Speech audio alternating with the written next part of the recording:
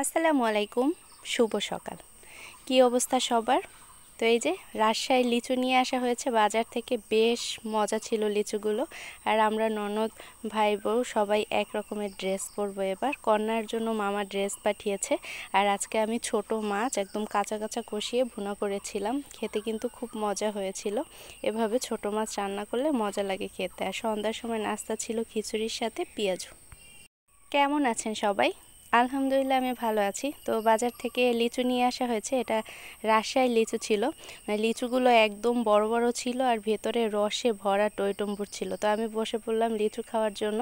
প্রথমে একটা লিচু নিয়ে তারপর খুব ভালোভাবে খোসা ছাড়িয়ে খেয়ে ফেললাম।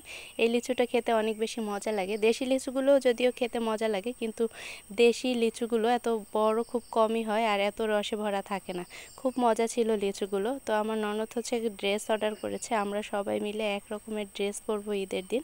এটা একটা পেজ থেকে নেওয়া হয়েছিল। আর হচ্ছে মেয়ের মামা ড্রেস হচ্ছে টাকা পাঠিয়েছিল, তো আমি হচ্ছে ড্রেস নিয়ে আসছি। এগুলো গিফট, কন্যার জন্য ঈদের গিফট। এই ড্রেসগুলো খুবই আরামদায়ক আর ও পরতে অনেক বেশি পছন্দ করে। আমি হচ্ছে হিজাব নিয়ে আসছিলাম ড্রেসের সাথে ম্যাচিং করে। আর হচ্ছে একটা ফাউন্ডেশন নিয়েছিলাম W7-এর। এই ফাউন্ডেশনটা বেশ ভালো ছিল, মানে অরিজিনালটা যদি নিতে পারেন তাহলে বেশ ভালো হবে।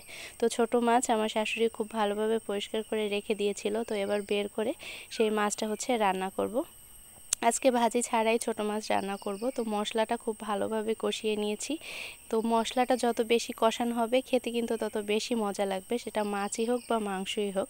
তো মশলা কষানোর পরে ছোট মাছগুলো খুব সুন্দরভাবে পরিষ্কার করে তারপরে এই যে মশলার মধ্যে দিয়ে দিলাম। এবার একটু হালকা নেড়েচেড়ে কিছুক্ষণ ঢাকনা দিয়ে রেখে দিব। যেহেতু ছোট মাছ, এটা খুব বেশি নাড়াচাড়া করলে মাছগুলো ভেঙে যাবে, তাই আমি কিছুক্ষণ ঢাকনা দিয়ে রেখে দিয়েছিলাম। এরপরে এই যে হালকা একটু পানি বের হয়েছে, একটু ঝোল ঝোল হয়েছে।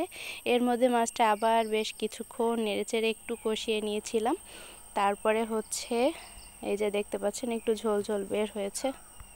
ছোট মাছটা এভাবে রান্না করলে খেতে অনেক বেশি মজা লাগে। তো এরপরে হচ্ছে দিয়ে দিয়েছিলাম সামান্য একটু পানি, কারণ পানি না দিলে হচ্ছে মাছটা সেদ্ধ হবে না। সামান্য পানি দিয়েছিলাম, খুব বেশি দেইনি। আর মাছটা একটু ঝোল ঝোল রাখবো, খুব বেশি শুকনো থাকবে না, মানে ভুনা ভুনাই হবে, তারপরে একটু হালকা ঝোল ঝোল।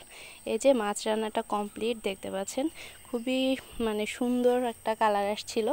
আর মাছটা খেতেও অনেক বেশি মজা হয়েছিল। ছোট মাছ আমাদের সবার অনেক বেশি পছন্দের। এই তো সন্ধ্যার সময় নাস্তা ছিল খিচুড়ি।